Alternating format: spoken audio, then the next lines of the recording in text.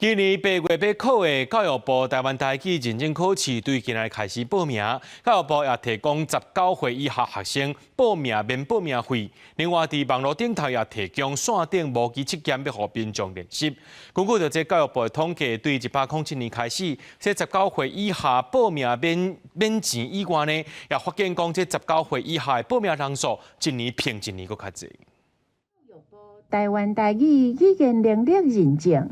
线顶模拟测验，伫电脑头前地当模拟考教育部台湾台语认证考试的 A 卷和 B 卷，这是教育部设计的网站，要互考试的民众会当伫咧考试进前练习看卖。今年8月份台语认证考试嘛，对4月14、8、1开始开放报名到5月初9。为着要鼓励学生囡仔报考，教育部对107年开始，针对19岁以下的学生报考拢唔免报名费，也因为安尼发现讲19岁以下的报名人数一年比一年搁较侪，当中搁以国校的学生去考 A 卷的占上侪。阮有收到公文吼，拢会伫迄个学校的网站公告啦，互囡仔家己。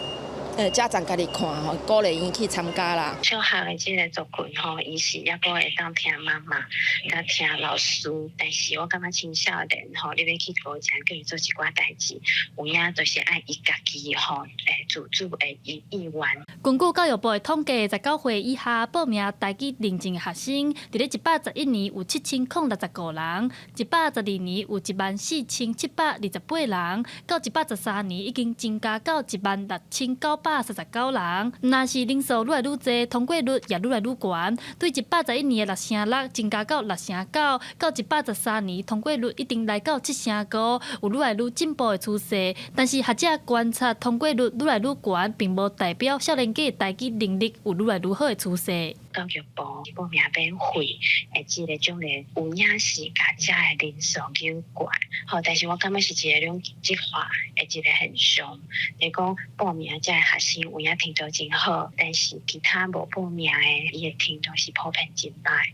台文系教授表示，目前关注民语言认证升学会当加分，教保员也是教学员也会当加薪水。呼吁政府把台语认证当作是考国中、考高中的加分标准，才会当有教育的诱因，提升国中生也是高中生积极去报名台语认证，愿意学母语、讲母语。记者陈阿轩、曾俊佑台北报道。